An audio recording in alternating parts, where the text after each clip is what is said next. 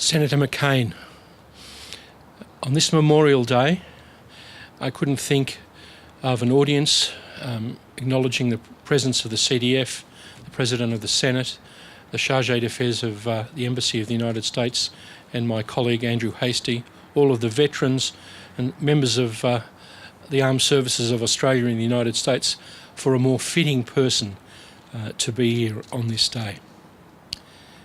As you said, both you and Andrew noted that Australians and Americans have been serving together since the Battle of Hamel 100 years ago under the then leadership of our great General Sir John Monash. We honour, Senator McCain, the service of yourself, your father and grandfather to this area of the world and to the safety of our country as well as your own country. It's very moving to read about your father's service from Perth in the submarine corps during the Second World War in the newspaper today.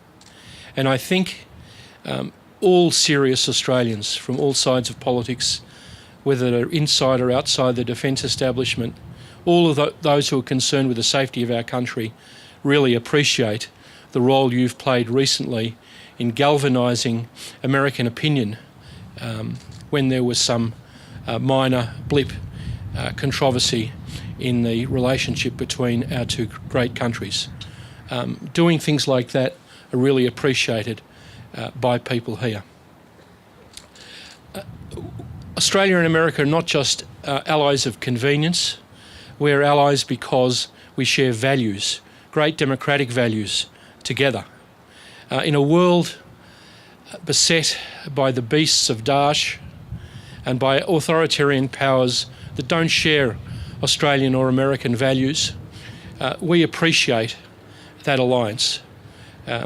All Australians appreciate the incredibly important role that not only the safety of Australia, but the propagation of our common democratic values throughout the world are assisted by our incredible strong alliance with the United States.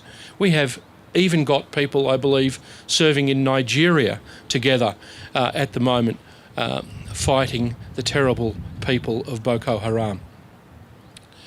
25 years ago, Senator McCain, I was organising the 50th anniversary of the Battle of the Coral Sea in Melbourne with then Secretary of Defence Cheney and his wife Lynn, our then Minister of Defence Robert Ray, and Foreign Minister Gareth Evans. It was a great event, and it reminded me that and the event today of the great President Reagan's words. I've often wondered, he said, about the shyness of some of us in the West about standing up for those ideals that have done so much to ease the plight of man and hardships of our imperfect world. Senator McCain, to many of us, you represent that great tradition of Lincoln and Reagan. It's an honour to have you here on this Memorial Day. Let us be shy no longer.